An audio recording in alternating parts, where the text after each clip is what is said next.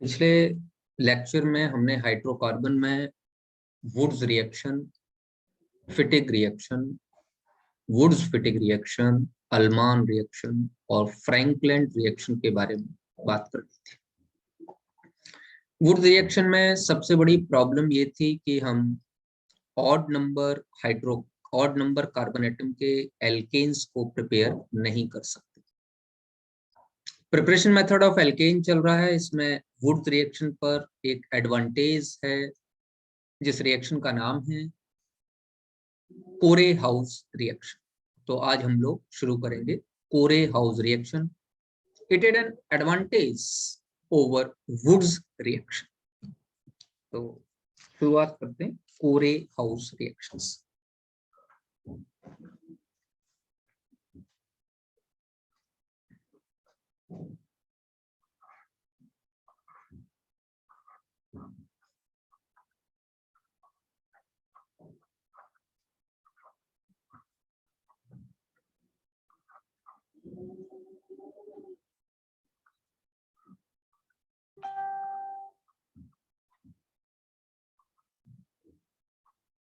पहली बात,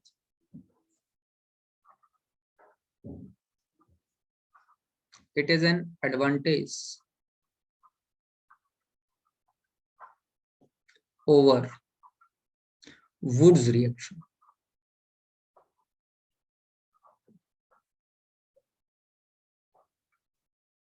because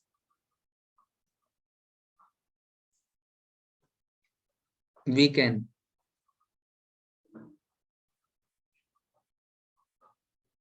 easily prepare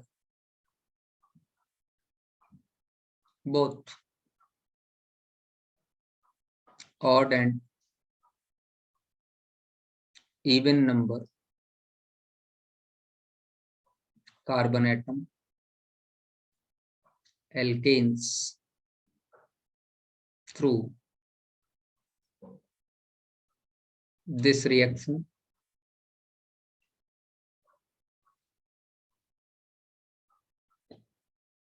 in good yield. पहला पॉइंट। दूसरा point, this reaction follows SN2 path, thus the alkyl halide used must be primary. बेटे SN1 और SN2 reaction हम लोग एल्काइल हैलाइड में पढ़ेंगे। न्यूक्लियोफिलिक सब्स्टिट्यूशन बाई मॉलिक्यूलर लिख देता हूं। SN2 को कहते हैं by molecular. Nucleophilic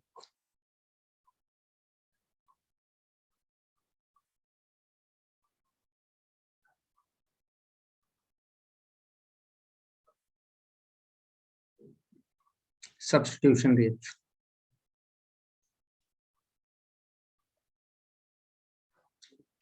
nucleophilic substitution है, एक न्यूक्लियोफाइल निकल रहा है, दूसरा न्यूक्लियोफाइल आके जुड़ रहा है। SN2 है, बाई मॉलिक्यूलर है सॉरी। और SN2 reaction primary alkyl halide ही यूज हो सकता है। इसीलिए यहां पर इंपॉर्टेंट बात यह है कि जो एल्किल हैलाइड यूज करेंगे वो प्राइमरी। अच्छा, रिएक्शन क्या है, जरा रिएक्शन देख लेते हैं। रिएक्शन में किसी भी एल्काइल हैलाइड का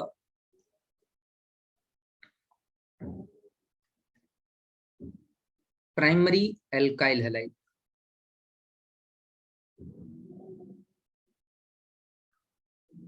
का रिएक्शन कराएंगे गिलमान रिएजेंट। गिलमान रिएजेंट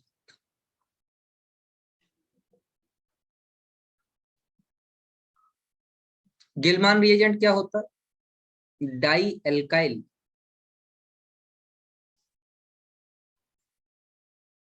लिथियम क्यूपरेट,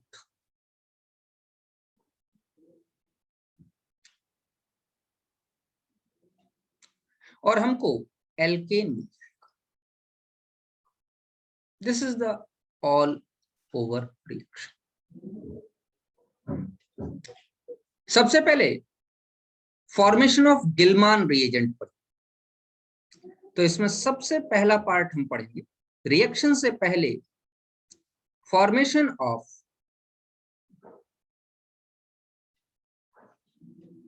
गिलमान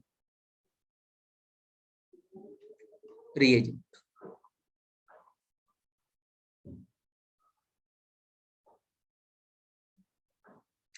कोई भी एल्काइलाइड, प्राइमरी एल्काइलाइड RX प्लस 2Li। यहाँ पे हम लोग एल्काइलाइड प्राइमरी क्या कोई भी ले सकते हैं क्योंकि गिलमान रिएजेंट बना रहा है।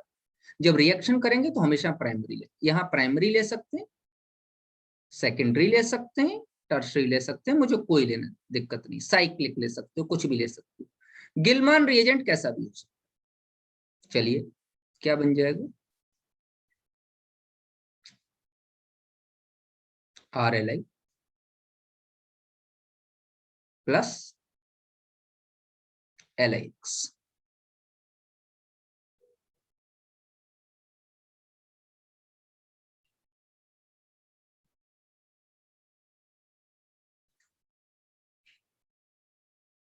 RX की 2 मोल Li से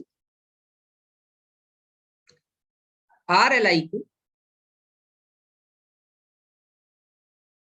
हम लोगों ने CuI के साथ रिएक्शन कराई, 2 मोल ले लीजिए, बन जाएगा R2CuLi प्लस LiL। ये जो R2CuLi है, दिस इज गिलमान रिएजेंट।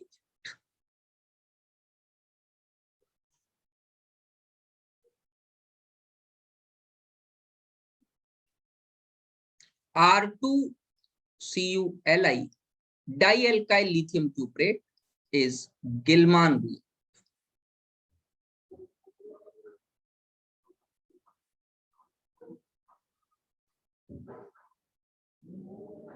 ये तो फॉर्मेशन हो गई गिलमान रिएजेंट।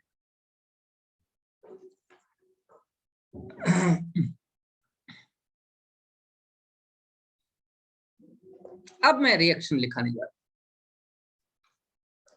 रिएक्शन है कोई भी एल्काइल हैलाइड RX, ये प्राइमरी होनी चाहिए।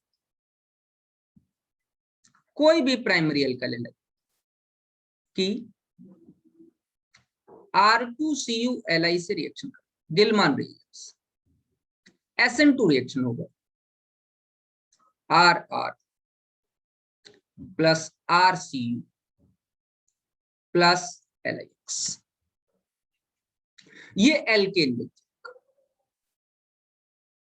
The alkane form have greater number of carbon atoms than the parent halide. जैसे देखिए मैंने अगर यहां पर इथाइल ब्रोमाइड ले लिया और मैं उसकी डाइइथाइल लिथियम क्यूपरेट के साथ रिएक्शन कराऊं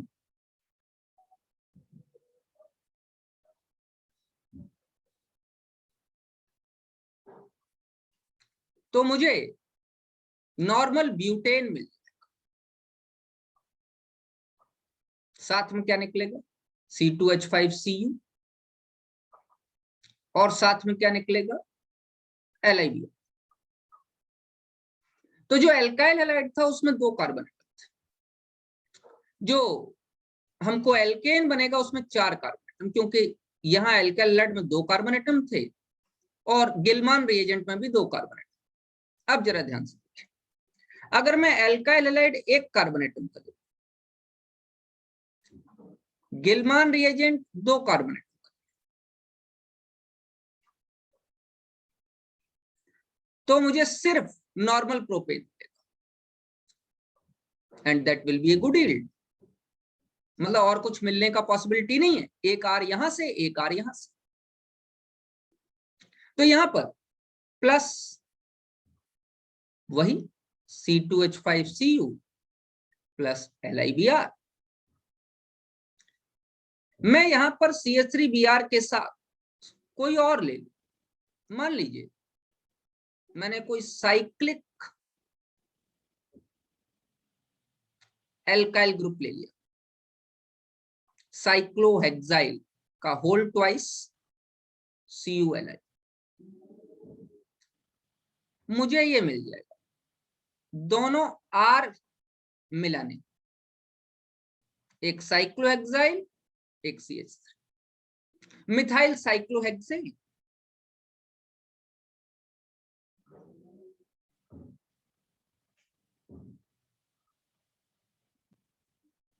ये normal propane plus C2H5Cu plus LiBr। कहने का मतलब हुआ कि जो यहां जो एल्काइल हैलाइड ले रहा हूं वो हमेशा प्राइमरी ही लूंगा। जैसे देखो और एक एग्जांपल देखिए, मैं CH3CH2Br आइसोप्रोपाइल ग्रुप के साथ रिएक्शन कराता हूं का होल ट्वाइस CuLi, एक आर यहां से एक आर यहां से, दोनों को जोड़ दो,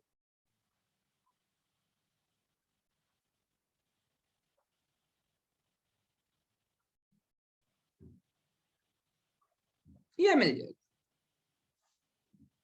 मतलब यहां पे ये प्रॉब्लम नहीं कि मल्टीपल प्रोडक्ट्स मिल रहे, नहीं ऐसे कोई problem. 2 methyl butane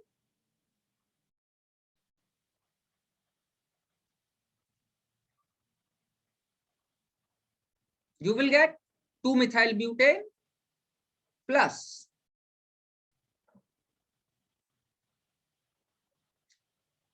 CHCU plus LiBr। तो यहां पे हम ये देख रहे हैं कि हमको एक आर एल्काइल हैलाइड से लेना है, एक आर गिलमान रिएजेंट से लेना। बहुत ज्यादा अगर आप जो है क्लियरिटी रखना चाहते हो तो एक काम करो, इसको मैं ऐसे कर देता हूं R डैश, तो एक R डैश और एक R, एक यहां से लो एक यहां से, समझ बात आ रही नहीं यार? तो यहां पर आपको जो है जो एल्केन मिलेगा वो हर तरीके का मिल जाएगा आपको, ऑड नंबर कार्बन एटम का भी, इवन नंबर कार्बन एटम का भी, और there will be good yield. क्यों गुड यील्ड होगी? क्योंकि साइड प्रोडक्ट्स नहीं बने। जैसे वुड्स रिएक्शन में हम लोगों को एल्कीन भी मिल रहा था, अगर हम लोग 1 मोल इथाइल ब्रोमाइड और 1 मोल मिथाइल ब्रोमाइड से रिएक्शन करा रहे थे तो प्रोपेन भी मिल रहा था, ब्यूटेन भी मिल रहा था, इथीन भी मिल रहा था, इथेन भी मिल रहा था।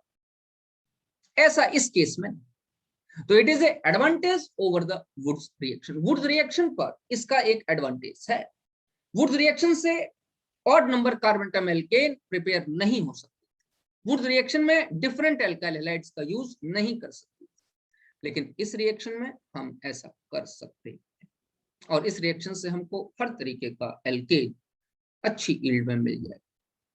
ध्यान रखिएगा SN2 रिएक्शन है, न्यूक्लियोफिलिक सब्स्टिट्यूशन, तो हम एल्काइल हैलाइड की जगह एराइल हैलाइड का यूज नहीं कर सकते। आप ब्रोमोबेंजीन मत लगा देना, रिएक्शन नहीं होगी, एराइल हैलाइड्स यहाँ पे इस्तेमाल नहीं किए जा सकते। लिख लिया?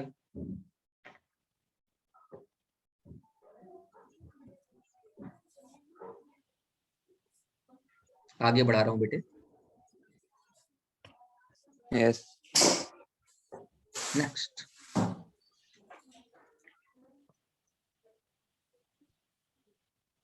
next and a very important reaction known as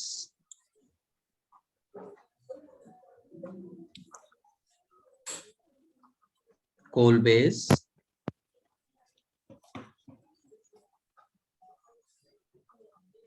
electrolysis.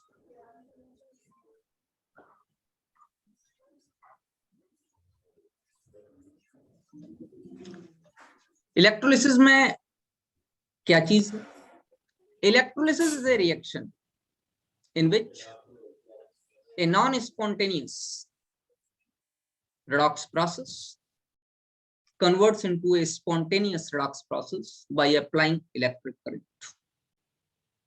सबसे बड़ी बात तो इलेक्ट्रोलिसिस में यह है कि इलेक्ट्रोलाइट होना चाहिए हमारे पास, और उस इलेक्ट्रोलाइट को के एक्वस सॉल्यूशन को दो इलेक्ट्रोड एनोड और कैथोड के बीच में रख के इलेक्ट्रिसिटी पास करा। तो कुछ प्रोडक्ट हमको एनोड पे मिलेंगे और कुछ प्रोडक्ट हम लोगों को कैथोड पे। तो चलिए इलेक्ट्रोलिसिस की बात करते हैं। Let us consider example CH3 CH2 COO negative K positive, potassium propanoate. बेटा इसके दो मोल ले। मैं पहले ट्रिक बता रहा हूं जिससे कि आप आसानी से रिएक्शन कर सकें, फिर मैं इसकी मैकेनिज्म को समझाऊंगा। ठीक है, क्या करा रहे हैं? इसके एक्वस सॉल्यूशन में इलेक्ट्रिक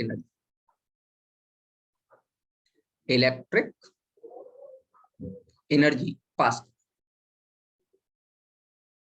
हमको मिल जाएगा butane. That will be the major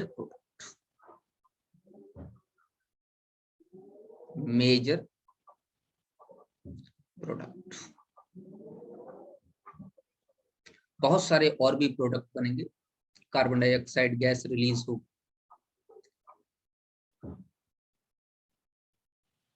KOH बनेगा, और भी काफी सारे प्रोडक्ट हमारे पास बनेंगे। इसको समझने के लिए हमको इसकी मैकेनिज्म की तरफ जाना पड़ेगा। इससे पहले थोड़ा सा ट्रिकी गेम देख लो जिससे कि आप इस रिएक्शन को आसानी से याद कर सको। बेटा ऐसी रिएक्शन आते ही आप यहां से बॉन्ड ब्रेक डाउन करते हैं और फ्री रेडिकल के अकॉर्डिंग रिएक्शन करा दें। दो इथाइल फ्री रेडिकल मिले हैं और इथाइल फ्री रेडिकल दोनों आपस में मिलके मेजर प्रोडक्ट नॉर्मल ब्यूटेन की फॉर्मेशन।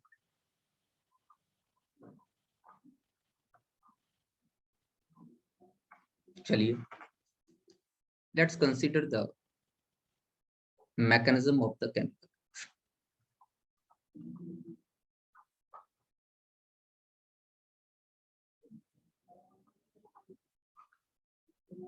पोटेशियम प्रोपेनोएट का aqueous solution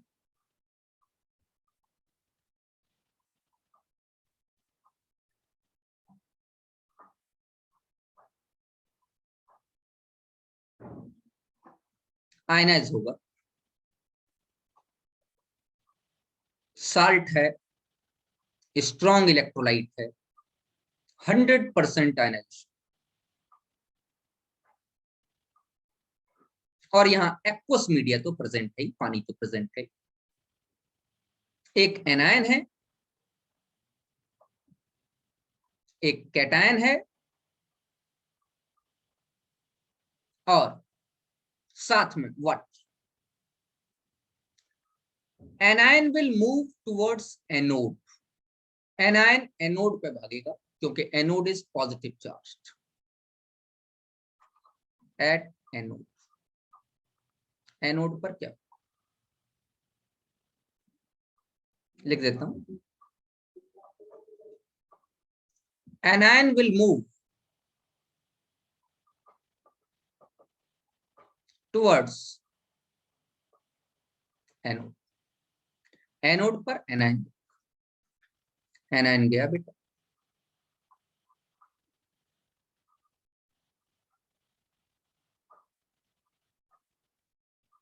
it will lose its electron क्योंकि एनोड पे जो प्रोसेस होता है ऑक्सीडेशन का होता है हमेशा, ये याद रखना। एनोड अगर कहीं पर भी आपको दिखाई दे तो एनोड पे जो प्रोसेस है वो ऑक्सीडेशन का, ध्यान रखिए।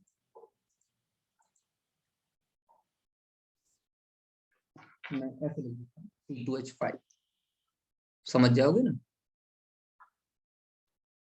SOO फ्री रेडिकल और it will lose one electron. The process is oxidation. The loss of electron is oxidation. दोबारा समझिए, एनायन एनोड पे जाएगा, एनोड पर ऑक्सीडेशन होता है, ऑक्सीडेशन मतलब लॉस ऑफ इलेक्ट्रॉन है, तो इलेक्ट्रॉन लूज किया, ऑक्सीडाइज, एक फ्री रेडिकल मिल गया। ये चलिए आगे क्या होगा,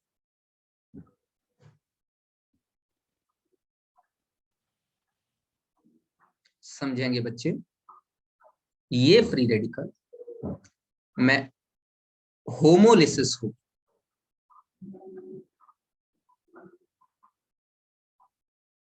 और ये यहां से डॉटेड लाइन से दिखाएंगे होमोलिसिस को। होमोलिसिस मतलब दोनों तरफ इक्वली इलेक्ट्रॉन डिस्ट्रीब्यूट हो जाएगा and that will give rise A free radical again. तो एक फ्री रेडिकल तो इथाइल फ्री रेडिकल हमको मिल गया।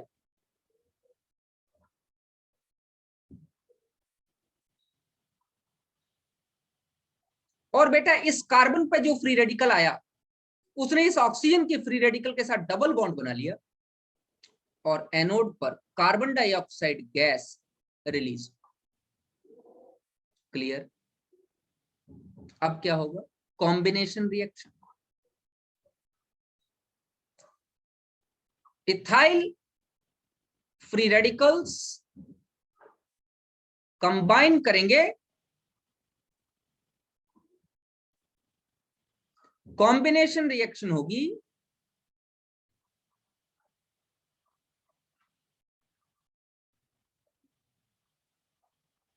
और इजीली नॉर्मल ब्यूटेन बना।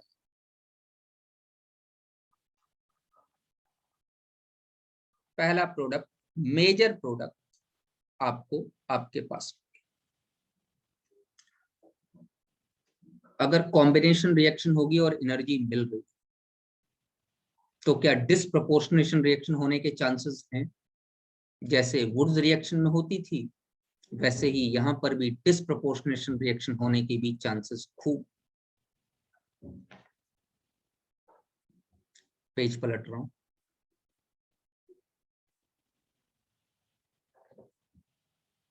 देखिए दूसरा पार्ट ये हो सकता है कि दो इथाइल फ्री रेडिकल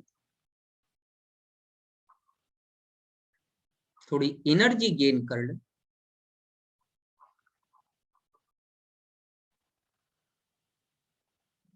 और डिसप्रपोर्शनेशन रिएक्शन दे।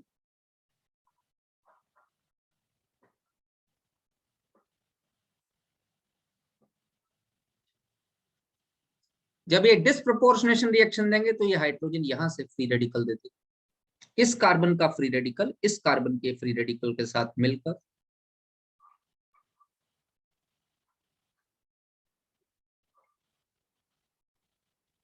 इथाइलिन बना देते, और ये हाइड्रोजन इस कार्बन के साथ मिलकर ईथेन बना देते। मतलब the same reactant is undergoing oxidation as well as reduction। जब ईथेन बना रहा है तो रिडक्शन, तो जब एक ही रिएक्टेंट ऑक्सीडाइज और रिड्यूस दोनों हो रहा है तो इस तरीके के रिएक्शन को डिसप्रपोर्शनेशन रिएक्शन। एक आपको कार्बन डाइऑक्साइड मिला था, एक आपको नॉर्मल ब्यूटेन मिला, एक आपको इथाइलिन मिला, एक आपको ईथेन मिला, और कोई भी प्रोडक्ट मिल सकता है। यस, पॉसिबिलिटी, एक पॉसिबिलिटी और बनती है। सबसे पहले जो फ्री रेडिकल आपको मिला था वो ये मिला था, और अगर ये फ्री रेडिकल घूमते घामते इथाइल फ्री रेडिकल के पास पहुंच गया तो the formation of Easter is also possible. That's why In this reaction, sometimes we also observe a fruity smell. Ester having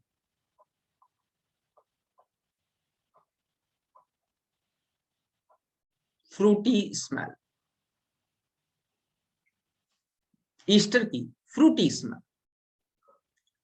तो अगर आपसे ये कहा जाए कि एनोड पर आपको कितने प्रोडक्ट्स मिले, तो जरा पीछे आ जाओ। आपको अगर मैं ये क्वेश्चन दे दूं कि how many products you obtain at anode, तो प्रोडक्ट नंबर 1 एनोड पर हमको मिला कार्बन डाइऑक्साइड।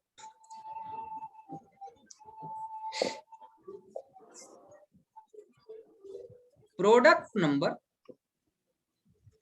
एनोड पर मेजर प्रोडक्ट हमको मिला ब्यूटेन, एन ब्यूटेन, और n butane is product number 2।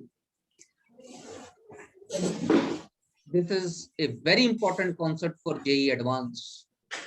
वो आपसे पूछ सकता है how many products are form. ये बहुत इंपॉर्टेंट कॉन्सेप्ट है, ध्यान रखो। अगला 2 बन गए। तीसरा प्रोडक्ट, ये माइनर होंगे, ethylene. This is product number 3। Ethane, this is product number 4, and ester, this is product number 5। तो अगर आपसे पूछ ले, note, we get 5 products including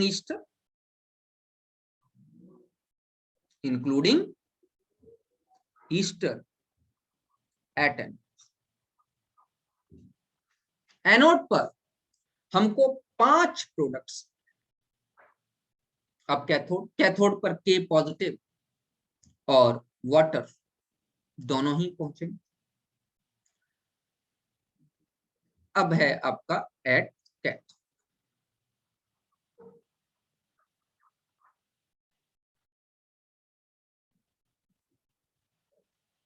और कैथोड पर रिएक्शन होगी,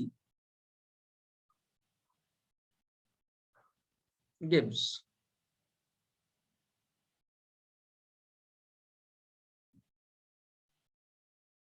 ये थोड़ी सी चेंज करो।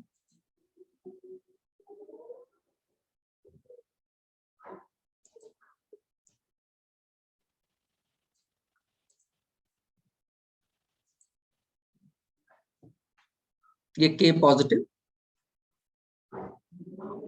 वाटर के साथ, एक तो KOH की फॉर्मेशन हो जाएगी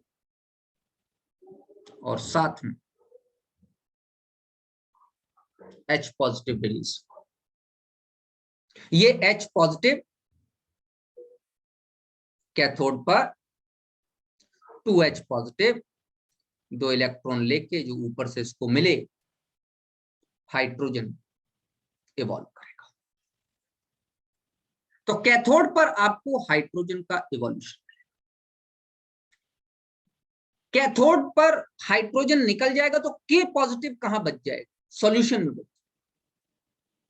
तो मुझे ये कहना पड़ेगा कि after the electrolytic process takes place the solution will become basic. तो लिख लीजिए नोट,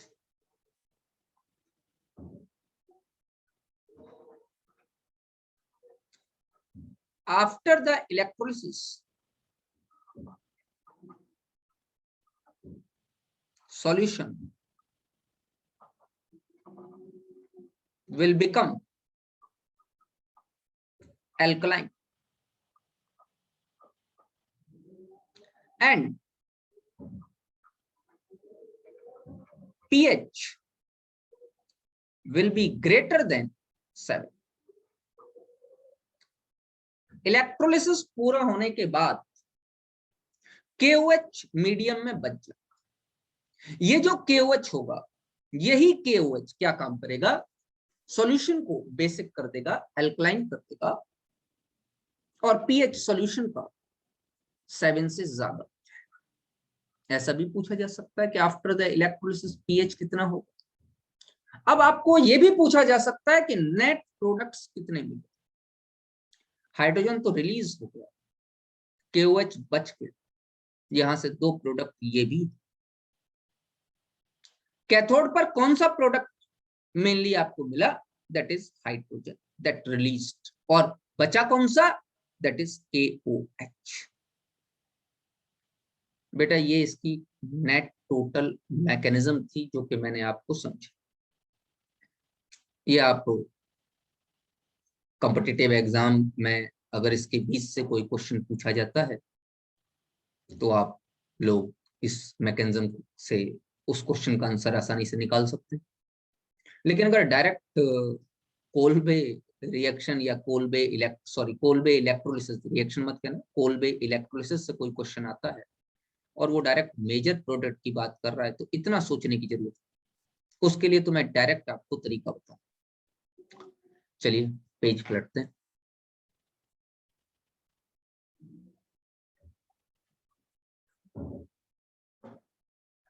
मान लीजिए क्वेश्चन दे,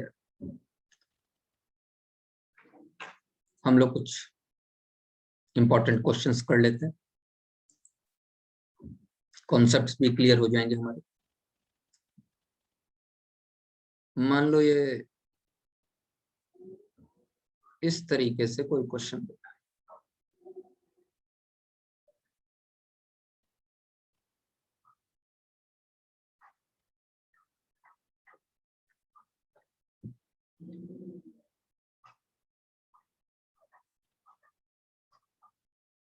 निगेटिव पॉजिटिव बार बार बनाने की जरूरत नहीं, समझ जाएंगे आप कि ये साल्ट, और कह रहा है कि we have passed electric current,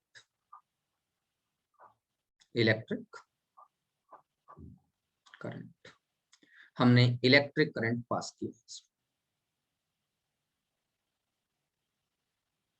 ठीक है, क्या बनेगा, कुछ नहीं करना बेटे, चुपचाप फ्री रेडिकल बनाओ और तुरंत प्रोडक्ट लिखो। होमोलिटिक बॉन्ड फिजन, एक फ्री रेडिकल यहाँ, एक यहाँ से भी homolytic bond fission, carbon dioxide और KOH निकल जाए, एक फ्री रेडिकल यहाँ और एक फ्री रेडिकल। ये फ्री रेडिकल इस फ्री रेडिकल के साथ जुड़ जाएगा and the product form will be A bicyclo compound. जो प्रोडक्ट बनेगा दैट विल बी बाइसाइक्लो।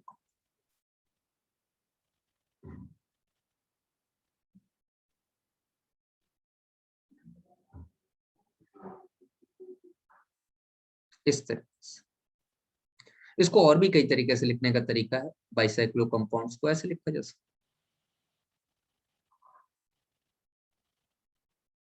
है, घबराना नहीं, क्या दिक्कत, यही तो बना 1 2 3 4 5 6, समझ में आता है नहीं यार, इस तरीके से लिख सकता है। तो घबराना नहीं, ये दोनों सेम चीजें लिखी हूँ। नाम क्या, बाइसाइक्लो 220 हेक्सेन, बाइसाइक्लो 2,2,0, 2 कार्बन इधर है, 2 कार्बन इधर है, इन दोनों के बीच में कोई कार्बन नहीं, 220 hexane, that is the product. चलिए और एक आध दो क्वेश्चन पढ़ लेते। मान लीजिए कि आपको कुछ इस तरीके से दे दिया, एक ही तरफ उसने COOK लगाया और electric energy supply, electric current, battery से उसने इलेक्ट्रिक करंट सप्लाई कर दिया, एक बैटरी लगा। अब बैटरी से जब उसने इलेक्ट्रिक करंट सप्लाई किया और ये साल्ट है, एक्व सॉल्यूशन है, तो अपने आप समझ जाएंगे कि इलेक्ट्रोलिसिस हो रही है। क्या करेंगे, होमोलिटिक बॉन्ड फिजन, बेटे यहां से होमोलिटिक बॉन्ड फिजन करा दीजिए, एक फ्री रेडिकल यहां बन जाएगा और एक फ्री रेडिकल। ऐसे ऐसे दो फ्री रेडिकल आपस में एक दूसरे से जुड़ जाएंगे।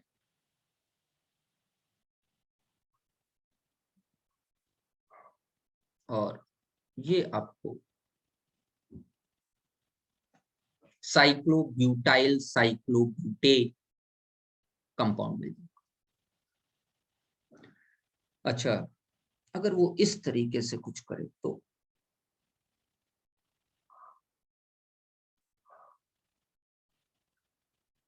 ऐसे,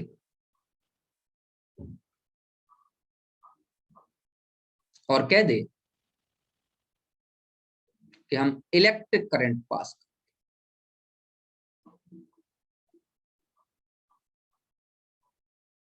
क्या बनेगा? ध्यान दीजिए, यहां से और यहां से होमोलिटिक बॉन्ड फिजन, एक यहां फ्री रेडिकल, एक यहां फ्री रेडिकल, एक यहां फ्री रेडिकल, एक यहां फ्री रेडिकल। 1 2 3 4 5, 5 कार्बन एटम का एक साइक्लिक स्ट्रक्चर आपको मिले। 1 2 3 4 5।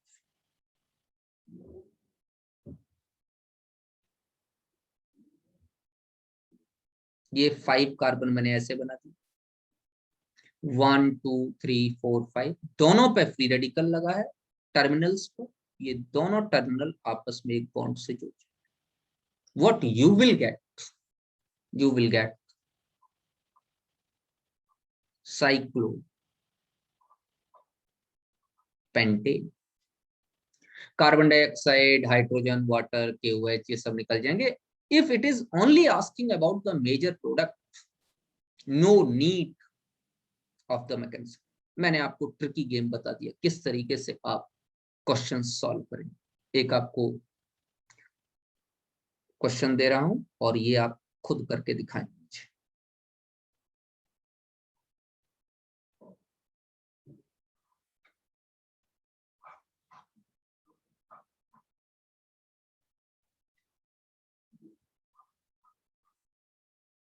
क्या बने?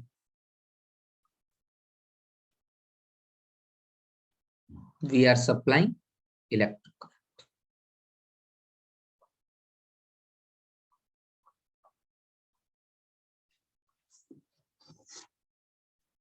आप लोग चाहें तो स्क्रीन पॉज करके क्वेश्चन कर सकते हैं।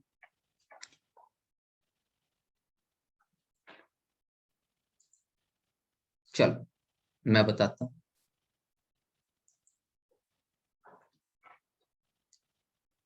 कोशिश कीजिए कि चेक कर सकें आप।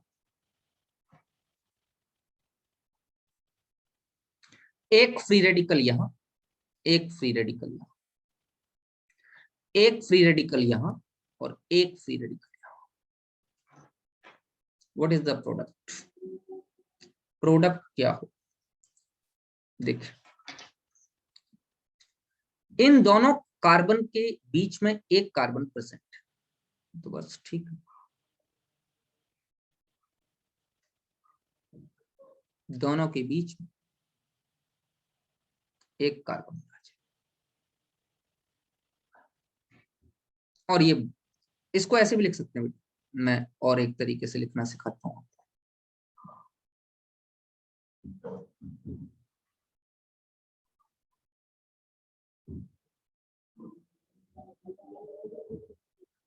दोनों के बीच में एक कार्बन, ऐसे भी लिख सकते हैं। नाम क्या हो जाए? बाईसाइक्लो 2,2,1। टोटल कितने कार्बन है? 7। हेप्टेन। बाईसाइक्लो स्ट्रक्चर है, 2 कार्बन इधर है, 2 कार्बन इधर है और बीच में एक कार्बन। तो 2,2,1 डिक्रीजिंग ऑर्डर में लिखते हैं। और टोटल कितने कार्बन है? 7। तो इट विल बी हेप्टेन। और एक आध दो question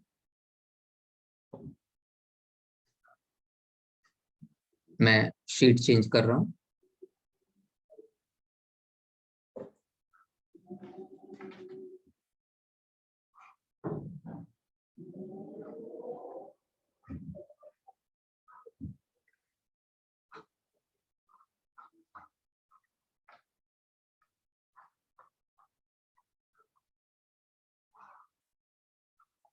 electrical,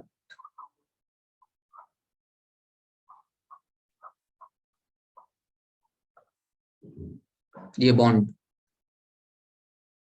homolytic bond cleavage से टूटेगा दोनों, एक फ्री रेडिकल इधर और एक इधर, इसी तरीके से एक फ्री रेडिकल इधर और एक इधर।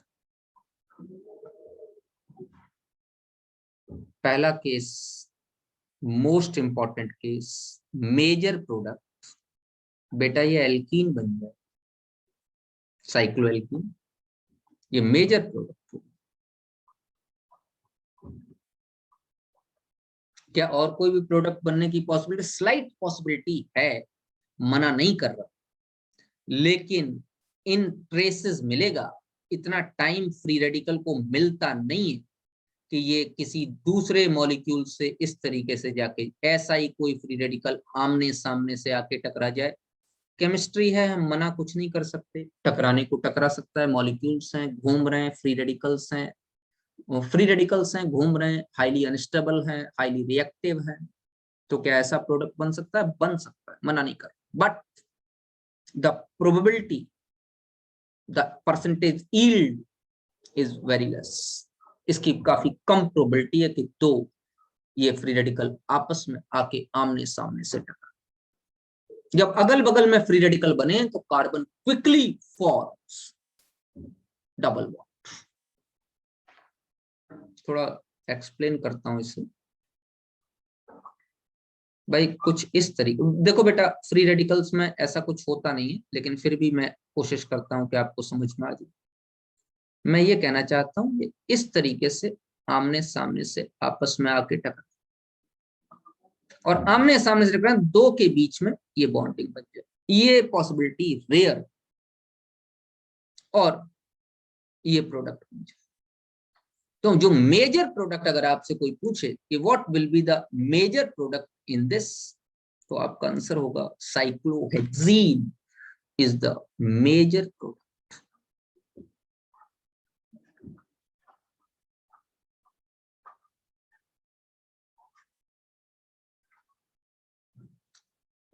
फिर दोबारा इसमें प्रॉब्लम नोट,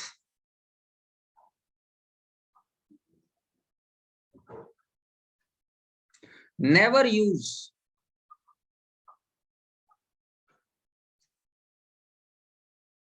different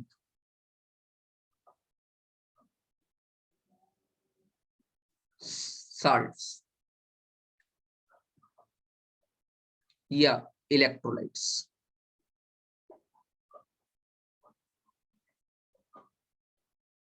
कभी भी डिफरेंट इलेक्ट्रोलाइट्स का यूज नहीं कीजिए, अदरवाइज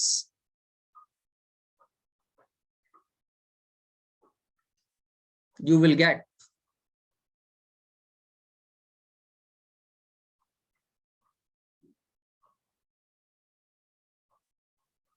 mixture of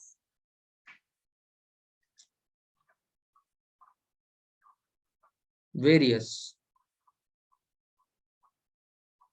products। देखिए जरा ध्यान से, अलग अलग इलेक्ट्रोलाइट यूज नहीं करते। जैसे मान आपने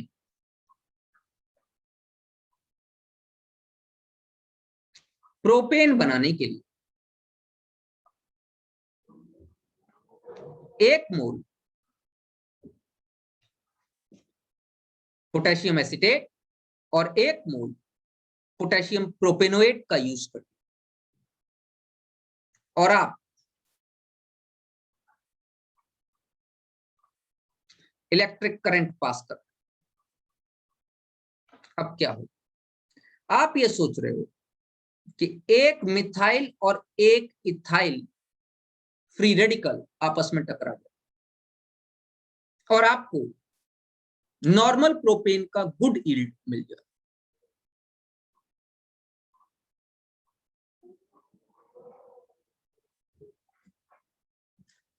लेकिन क्या आपका इतना कंट्रोल रिएक्शन पर हो सकता है? रिएक्शन मिक्सचर है, कंटेनर है, उसमें बहुत सारे मिथाइल फ्री रेडिकल हैं, बहुत सारे इथाइल फ्री रेडिकल, इतना कंट्रोल कैसे करें? और दो तरीके के ईस्टर बनने के चांसेस आपने क्रिएट कर दिए। क्या इतना कंट्रोल पॉसिबल है? नहीं, इतना कंट्रोल पॉसिबल नहीं।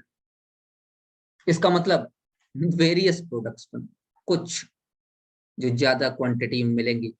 दो मिथाइल आपस में टकरा गए, इथेन बनाए।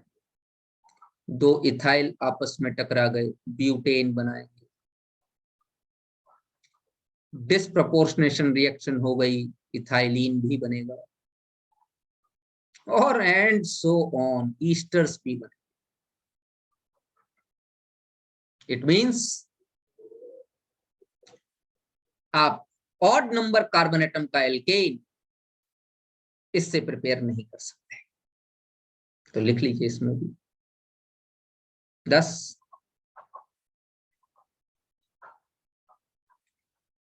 We cannot get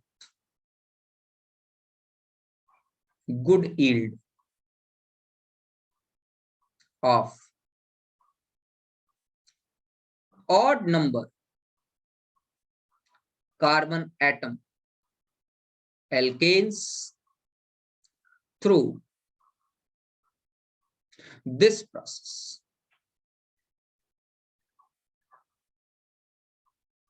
इस प्रोसेस से odd number carbon atom alkane की गुड यील्ड आप नहीं ले सकते।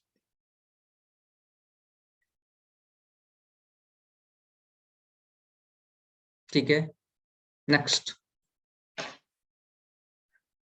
थोड़ा सा इसी को आगे बढ़ाऊंगा। ऑल्दो हम प्रिपरेशन मेथड तो एल्केन की पढ़ रहे हैं, लेकिन चूंकि कोलबे इलेक्ट्रोलिसिस रास्ते में आ गई है तो छोड़ेंगे नहीं, सब कुछ पढ़ के चले। चलिए थोड़ा सा आगे बढ़ते हैं।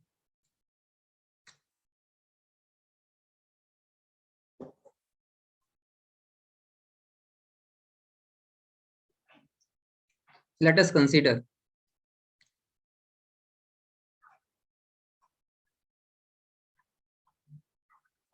a dicarboxylic as salt of a dicarboxylic acid.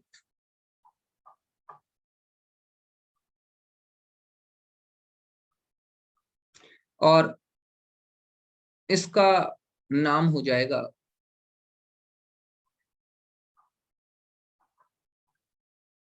Potassium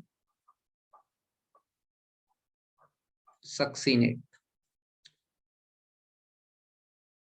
salt of succinic acid. इसके एक्वस मीडियम में आप लोगों ने इलेक्ट्रिक एनर्जी पास कर,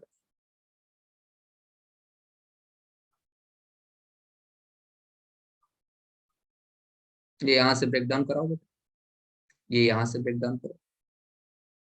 एक फ्री रेडिकल यहाँ, एक यहाँ, इसी तरीके से एक फ्री रेडिकल यहाँ, एक यहाँ, दिखाई दे रहा है। You will gate A proper yield of ethylene and it will be the major product.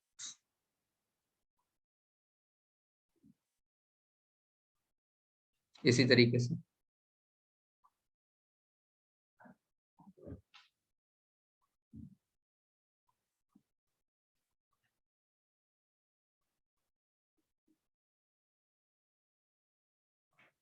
इसका नाम है potassium मैलिएट, the potassium salt of maleic acid.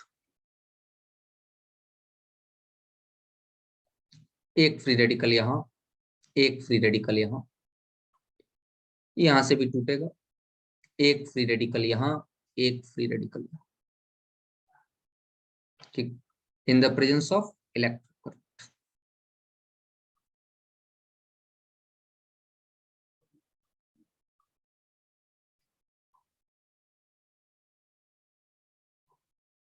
You will get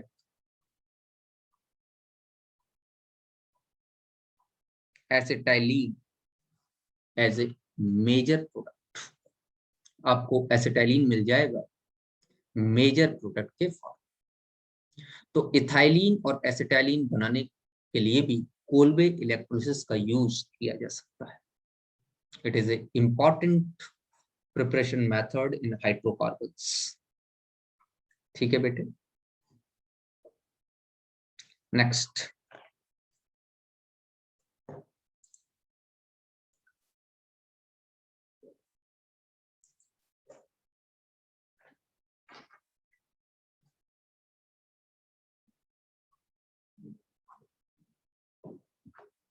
from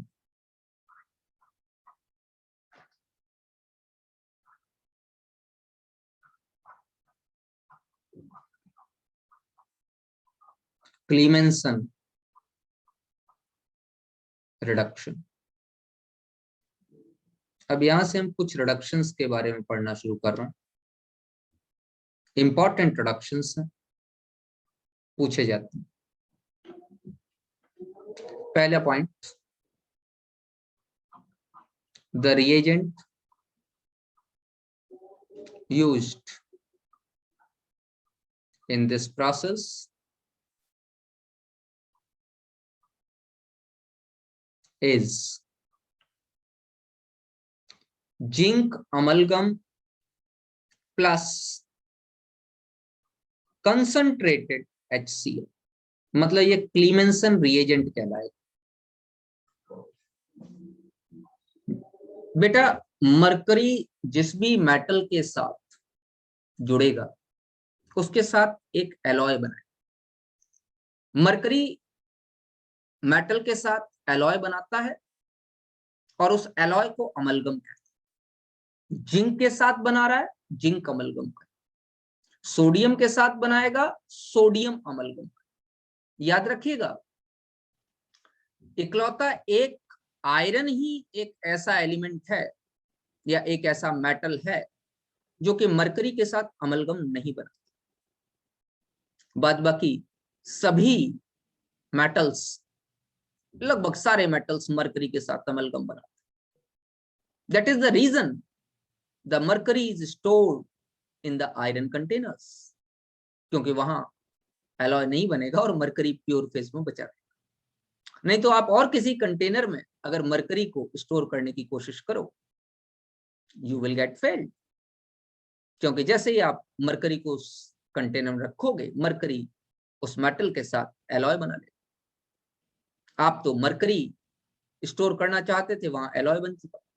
करते रहो स्टोर। स्टोर करते समय इस बात को देखते हैं कि जिस कंटेनर में स्टोर कर रहे हैं उस कंटेनर का सब्सटेंस स्टोरेज वाले सब्सटेंस रिएक्ट तो नहीं कर। अगर रिएक्ट कर रहा है तो स्टोर नहीं करेंगे बेटा, आपका सामान खराब हो जाएगा। हम मरकरी स्टोर करना चाहते हैं और अगर हम जिंक में मरकरी स्टोर कर लें तो हमको मरकरी कहाँ मिलेगी? हमको तो जिंक अमलगम मिल जाए। तो यहाँ पर एक बहुत प्यारा कंसेप्ट है कि मरकरी सिर्फ आयरन के साथ अमलगम नहीं बनाता जिसमें उसको स्टोर किया जाता है। इस बात को ध्यान रखें। तो छोटी छोटी बातें मैं बताता रहूंगा आपको, लोगों को जब रिएक्शन के रिएजेंट के बारे में बातचीत होगी। इसको याद रखना बहुत जरूरी है। ये छोटे छोटे कॉन्सेप्ट्स जब तक याद नहीं होंगे तब तक आप क्वेश्चंस में वो आपको उलझा सकता है। अच्छा, रिएक्शन क्या है? तो concept number second, from this reaction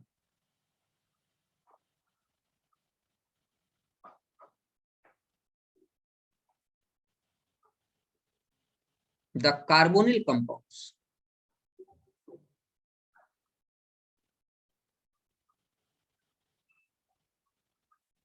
carbonyl compounds मतलब aldehydes and ketones get converted into alkanes having same number of carbon।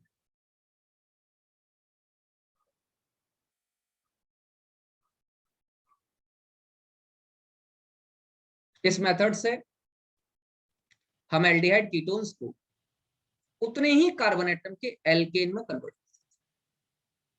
जरा आगे बढ़ते हैं।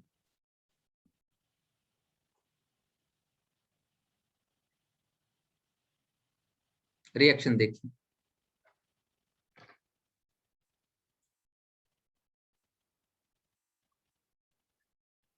कोई भी एल्डिहाइड या कीटोन, RCHO, एल्डिहाइड ले लिया बेटा,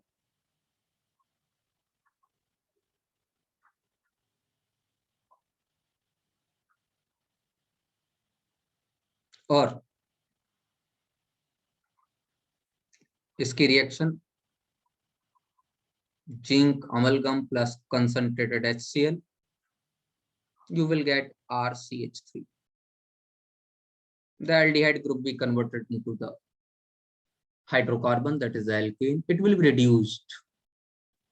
चलिए कीटोन ले लो, RCOR, ये कोई हमने कीटोन ले लिया, हम इसको जिंक अमलगम HCl के साथ रिएक्शन करा रहे हैं, you will get CO group is converted into CH2 group.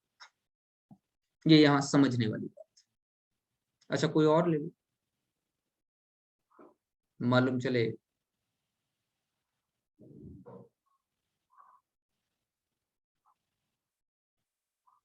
आपने साइक्लोपेंटेनोन ले रखा है,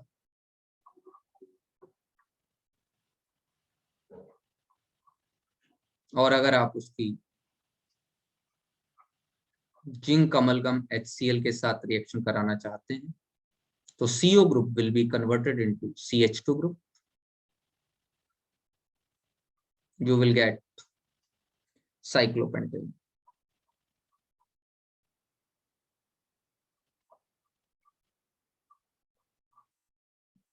यहां तक तो सारी बातें क्लियर है कि हम एल्डिहाइड ग्रुप को एल्केन में रिड्यूस कर।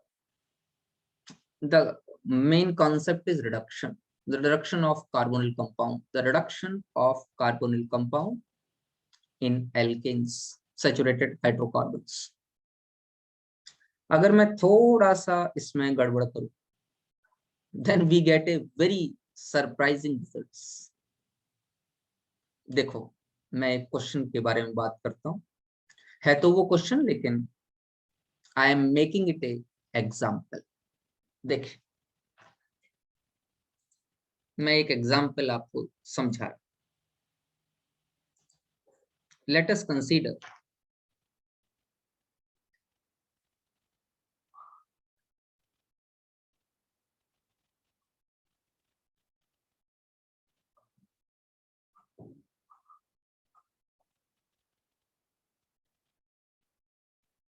और यहां CHO ग्रुप लगा, ठीक है, एल्डिहाइड है, लेकिन ये एल्डिहाइड के साथ हाइड्रॉक्सी ग्रुप भी, OH ग्रुप भी लगा। मैं यहां इसका कॉमन नेम लिख सकता हूं, कॉमन फैमिली लिख दूंगा, hydroxy carbonyls. These are hydroxycarbons, those carbonyl compounds in which OH group is also present. बेटे ध्यान दो, अगर आप इसकी रिएक्शन जिंक अमलगम HCl के साथ कराना चाहते हो, these all are the reductions, और रिडक्शंस को ऑर्गेनिक केमिस्ट्री में इस तरीके से लिखा जाता है, ध्यान रखिएगा इसको, नीचे H लिखा जाएगा तो रिडक्शन है स्क्वायर ब्रैकेट में, और अगर स्क्वायर ब्रैकेट में O लिखा जाएगा तो वो ऑक्सीडेशन। ये रिप्रेजेंटेशन है। यहां ध्यान देने वाली बात है कि मेटल के साथ एसिड यूज किया जा रहा है तो नेसेंट ऑक्सीजन तो रिलीज होगी ही होगी। Nascent oxygen is a very good reducing agent, जैसे nascent oxygen is a very good oxidising agent, वैसे ही नेसेंट हाइड्रोजन, नेसेंट मतलब नया नया, तुरंत ही डेवलप। आप जानते हैं जिंक मोर रिएक्टिव मेटल है और वो एसिड के साथ रिएक्ट करके हाइड्रोजन रिलीज कर देगा, तो आपको मिलेगा नेसेंट हाइड्रोजन, क्या प्रॉब्लम। चलिए रिडक्शन, ये वैसे रिप्रेजेंटेशन है रिडक्शन का, ध्यान रखिए। यहाँ पर पहली बात तो ये है कि जो CHO ग्रुप है उसका रिडक्शन हो जाएगा, तो पहला केस तो ये बन जाएगा, OH यही रहेगा, CHO रिड्यूस होके CH3 में कन्वर्ट हो जाएगा, और हम यही बनाना चाहते थे, मतलब hydroxy carbonyl compound converted into alcohol.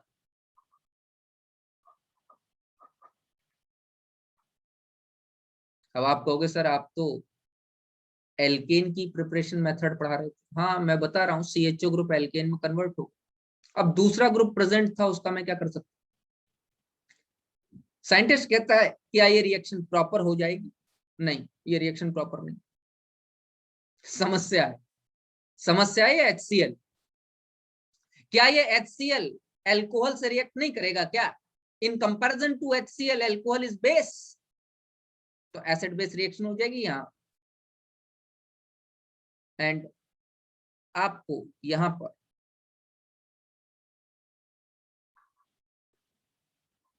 OH हट के क्लोरीन मिल सकता है, एक सब्स्टिट्यूशन रिएक्शन हो सकती है। OH निगेटिव निकल जाएगा, Cl निगेटिव आके जुड़ जाएगा, न्यूक्लियोफिलिक सब्स्टिट्यूशन। OH ने HCl के साथ न्यूक्लियोफिलिक सब्स्टिट्यूशन एल्काइल हैलाइड में कहूंगा, आपको समझ में आएगा। अभी तो ध्यान से देखो कि OH के साथ OH हट गया, OH निगेटिव लेके निकला और Cl निगेटिव आके जुड़, तो OH पर निगेटिव चार्ज न्यूक्लियोफाइल ही तो था, और Cl पे निगेटिव चार्ज ये भी न्यूक्लियोफाइल, जितने भी निगेटिव चार्ज हैं सारे न्यूक्लियोफाइल। तो OH निगेटिव निकला और Cl निगेटिव जुड़ा, तो एक न्यूक्लियोफाइल गया निकल गया और एक न्यूक्लियोफाइल जुड़ गया, तो न्यूक्लियोफाइल ने न्यूक्लियोफाइल को सब्स्टिट्यूट किया, इसलिए न्यूक्लियोफिलिक सब्स्टिट्यूशन। अब अगर ये OH निगेटिव यहां से निकले तो इस कार्बन पर कार्बोकैटायन छोड़ जाए, और अगर हमको एनर्जी मिल गई, हीट मिल गई, तो वो कार्बोकैटायन एलिमिनेशन रिएक्शन दे सकता है, और यहाँ डबल बॉन्ड बना सकता है। ये बात समझना थोड़ा मुश्किल है, क्योंकि आपको एलिमिनेशन भी नहीं मालूम और न्यूक्लियोफिलिक सब्स्टिट्यूशन भी नहीं मालूम। लेकिन ये बात तो समझ में आ रही है कि अगर हाइड्रोक्सी कार्बोनिल कंपाउंड है और अगर आपने क्लीमेंसन रिएजेंट का यूज कर लिया तो गलती कर दी, आपको बहुत सारे प्रोडक्ट मिले। मतलब हाइड्रोक्सी कार्बोनिल कंपाउंड्स के केस में क्लीमेंसन रिडक्शन नहीं किया जाएगा। जरा मैं इसको समझाने की कोशिश करता हूं, थोड़ी सी जरा ध्यान।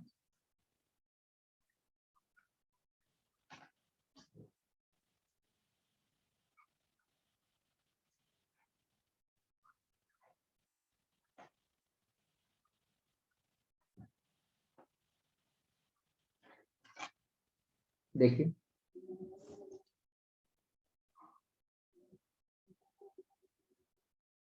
ये हाइड्रोक्सी कार्बन कंपाउंड OH, और यहां लगा हुआ था CH।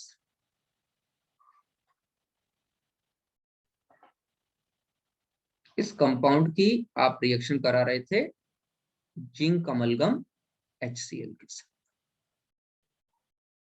हुआ ऐसा,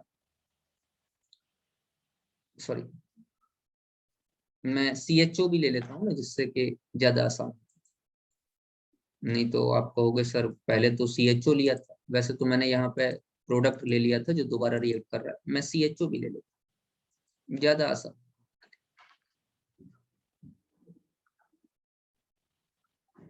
जिंक अमलगम HCl का पहला काम मैंने रिडक्शन बताया, ये एल्डिहाइड कीटोन को एल्केन्स पर रिड्यूस कर देता है, तो पहला काम तो ये हो गया।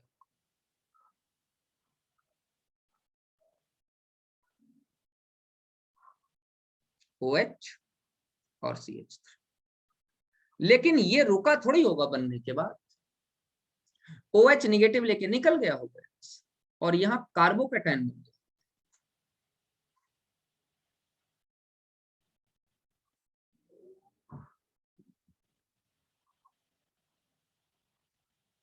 एग्जैक्टली यहाँ मैं एक स्टेप आप लोगों से छुपा रहा हूं, मैं पहले बता देता हूँ। जिसका नाम है प्रोटोनेशन। पहले प्रोटोनेशन होगा, फिर जाएगा, लेकिन वो स्टेप अभी मैं आपको नहीं बता रहा। न्यूक्लियोफिलिक सब्स्टिट्यूशन में वो लीविंग एबिलिटी के कॉन्सेप्ट में बताऊंगा। अभी तो यहाँ डायरेक्ट समझो OH लेके निकल गया, तो इस OH अगर निगेटिव लेके निकला तो इस कार्बन पे क्या छोड़ गया, इस कार्बन पे पॉजिटिव चार्ज। किसी भी कार्बन पे पॉजिटिव चार्ज कार्बोकैटायन कहलाता है, एक कार्बोकैटायन बन। अब ये कार्बोकैटायन में पहली पॉसिबिलिटी ये है कि HCl जो सेल्फ आयनाइज्ड है उसका Cl निगेटिव इस कार्बोकैटायन से टकरा जाए, इस कार्बोकैटायन को मिल जाए, और अगर Cl नेगेटिव इस कार्बोकैटायन को मिल गया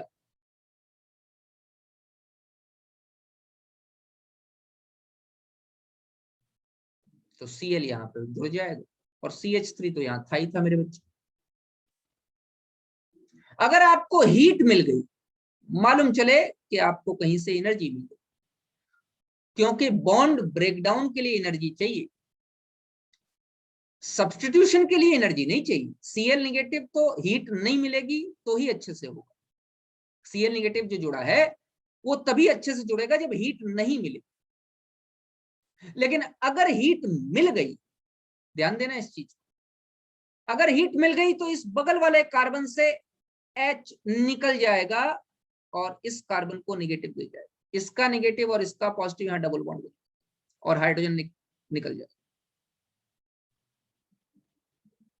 और उस केस में यू विल गेट एल्कीन। बेटे ऑर्गेनिक केमिस्ट्री में ये मैकेनिज्म सेक्शन चल रहा है। आप देख रहे हो कि एक एक रिएक्शन बताने में मुझे काफी टाइम लग रहा है। अगर आपने हाइड्रोकार्बन और एल्काइल हैलाइड की सारी रिएक्शंस विद मैकेनिज्म्स अच्छे से ध्यान रखी तो 50% of the organic chemistry is completed. 50% organic chemistry पूरी हो गई, क्योंकि हमको ज्यादातर मैकेनिज्म्स के बारे में यहीं पर समझना पड़ेगा। जब आप हाइड्रोकार्बन पूरा कर लोगे तो एल्काइल हैलाइड का 25% पार्ट भी साथ में हो जाए, क्योंकि बहुत सारी रिएक्शंस हैं जो कॉमन दोनों। तो एक एक रिएक्शन की जो मैं मैकेनिज्म समझा रहा हूं उस मैकेनिज्म को बहुत ही ध्यान से सिर्फ समझना ही नहीं है, घर पर बैठ के कई बार इसको लिखना, नहीं तो भूल जाओ। ये क्लीमेंसन रिडक्शन जो मैंने आपको बताया, इसमें इंपॉर्टेंट एस्पेक्ट ये है, मैं ये कह सकता हूं कि कॉम्पिटिटिव एस्पेक्ट ये, कॉम्पिटिटिव एग्जाम में इस तरीके से आपको घुमाएगा फिराएगा, थोड़ा धमकाएगा कि ये हो जाए तो क्या करेंगे, वो हो जाए तो क्या करेंगे बताओ, तो थोड़ी सी अकल लगानी पड़ेगी। तो ये ध्यान रखना कि अगर कहीं पर भी एल्डिहाइड या कीटोन के साथ एल्कोहलिक ग्रुप दिखाई दे जाए तो वहां से जिंक कमल का HCl को भगा ले जाए, वहां यूज नहीं करेंगे, अन्यथा you will gate mixture of various products. आपको बहुत सारे प्रोडक्ट्स का मिक्सचर, और मिक्सचर मिलना हमारे लिए खतरनाक है, क्योंकि हमको तो अपना प्रोडक्ट मार्केट में सप्लाई करना, और मार्केट में सस्ता तभी बेच पाएंगे जब सस्ता बना पाए, और सस्ता बनाने के लिए यील्ड अच्छी होनी चाहिए, प्रॉपर होनी चाहिए। चलिए, तो यहां पर हमको एक इंपॉर्टेंट कॉन्सेप्ट ये मिला कि for reduction of hydroxy carbon compound to alcohols never use Clemmensen reduction. लिख देते हैं, आगे पेज में लिखता हूं, नोट।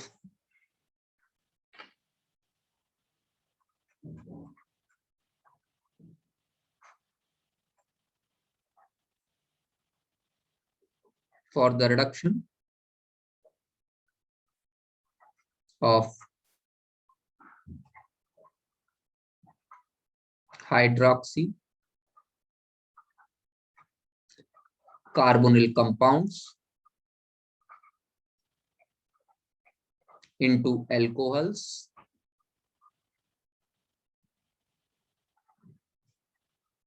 Never use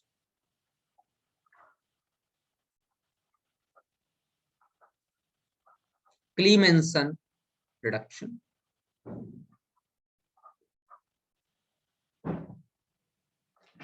ठीक है। अब क्वेश्चन ये अराइज होता है कि अगर क्लीमेंसन रिडक्शन का यूज न करें तो क्या करें? कोई और तरीका है जिससे कि एल्कोहल बच जाए और एल्कोहल रिएक्ट न करे? एक तरीका है, बताता हूं, और वो आपकी अगली रिएक्शन। अब वो काफी आसानी से समझ में आ जाएगी। उस रिएक्शन का नाम है वुल्फ किस्नर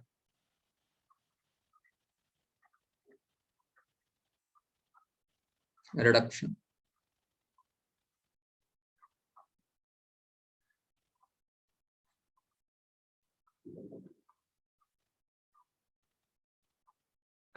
क्या है? Carbonyl compounds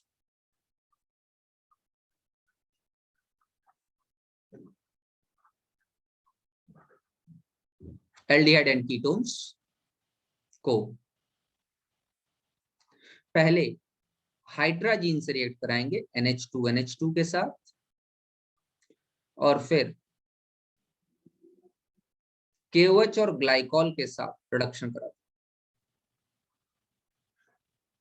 You will get alkanes having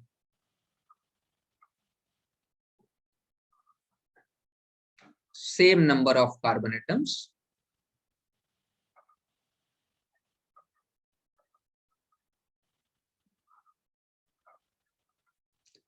as in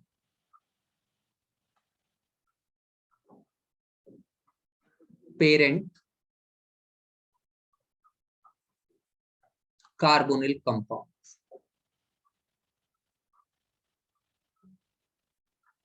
Alkanes having same number of carbon atoms as in parent carbonyl compound.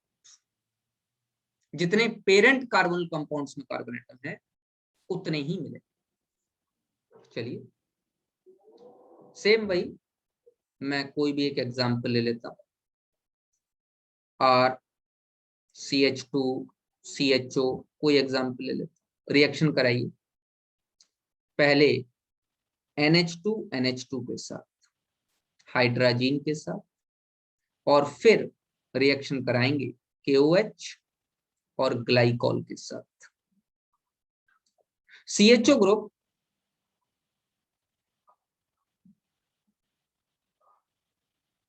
CH3 में कन्वर्ट, रिडक्शन। कोई भी ऐसा दिया गया हो आपको इस तरीके से, ये दिया गया हो CH, और अगर आप इसकी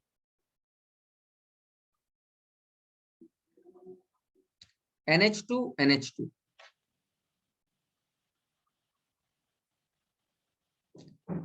KOH और ग्लाइकॉल के साथ रिएक्शन कराएं,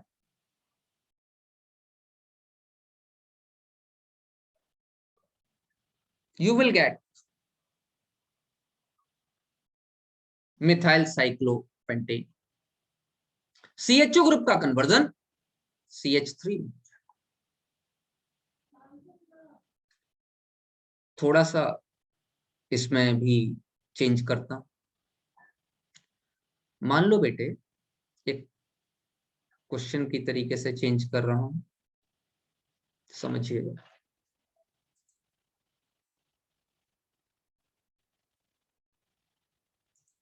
लेट अस कंसीडर कि यहां पे मैंने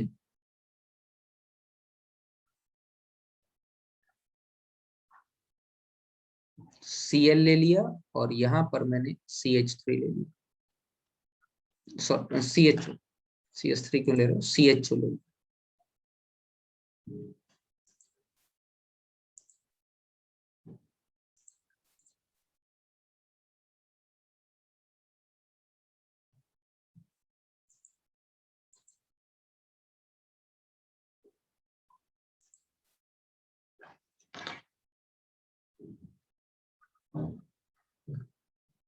अब मैं इसकी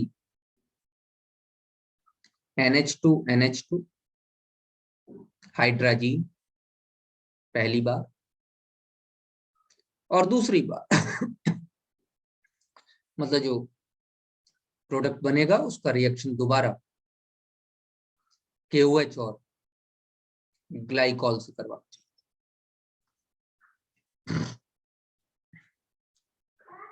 क्या बनेगा?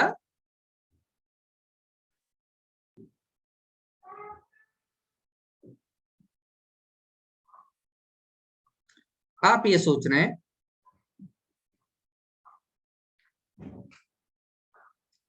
कि ये Cl यहां पर बच जाए,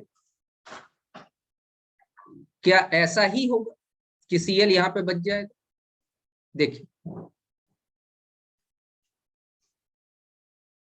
ऐसा नहीं होगा। ये जो KOH है ये Cl से रिएक्ट कर जाएगा और साथ में आपको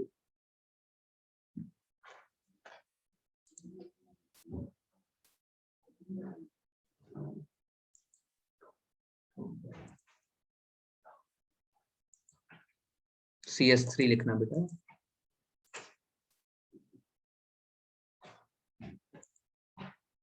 CHO का रिडक्शन CH3 में होगा और ये साथ में आपको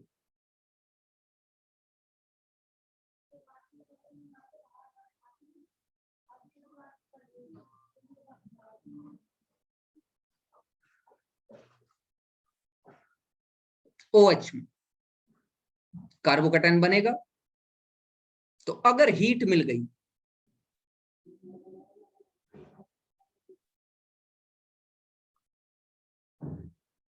तो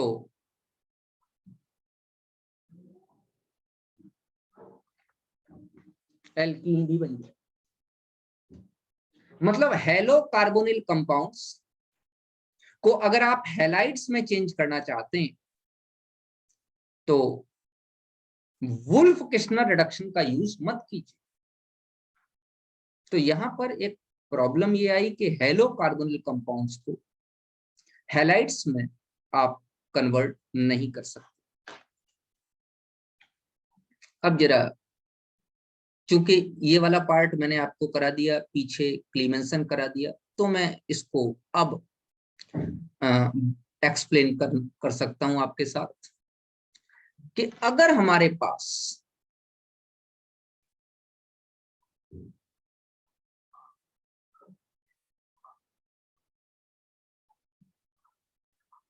हाइड्रोक्सी कार्बोनिल कंपाउंड,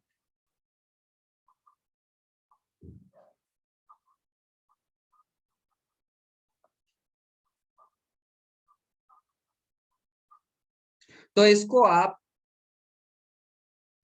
NH2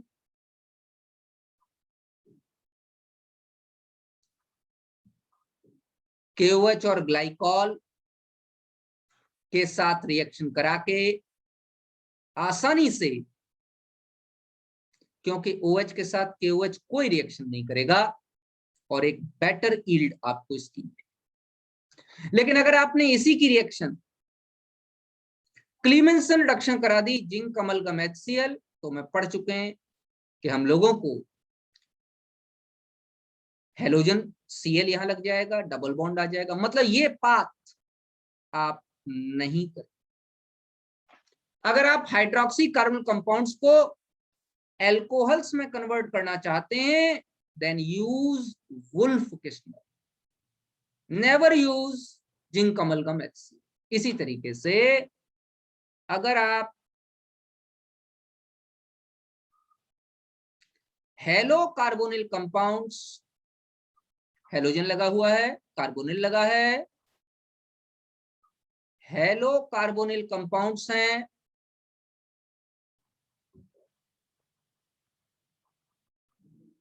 और उनको अगर आप हैलाइड्स में कन्वर्ट करना चाहते हो, जिंक अमलगम HCl से रिडक्शन करो,